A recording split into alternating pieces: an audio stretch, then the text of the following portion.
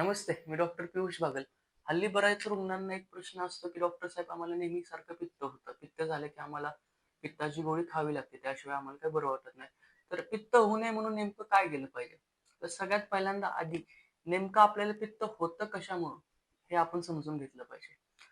दररोजच्या जेवणातले काय-काय पदार्थ असतात, ज्यामुळे आपलं पित्त वाढू शकतं. जसं की दही, मसालेदार पदार्थ, तिखट पदार्थ, पापड, लोणचे हे सगळं विदाई अन्न या गोष्टीमुळे पित्त वाढू शकतं. त्याचप्रमाणे शिळं अन्न हे देखील पित्त वाढवण्यास कारणीभूत ठरतं किंवा रात्री जागरण असू द्या, अवेळी झोपणं असू द्या, अवेळी खाणं असू द्या, यामुळे देखील पित्त वाढतं.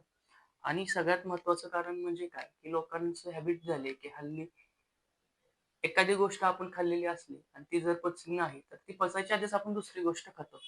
म्हणजेच काय, तर आपण अजीर्ण निर्माण करतो आपल्या बॉडीमध्ये. त्यामुळे देखील पित्त वाढतं. तर आयुर्वेद सगळ्यांना पहिल्यांदा काय सांगतं, की कुठला पण रोग असू द्या, तो रोग जर आपल्याला बरं करायचा असेल, तर निदान परिवर्जन म्हणजेच काय, की तो रोग आपल्याला नेमकं होतो कशामुळं हे आपण आधी समजावून घेतलं पाहिजे.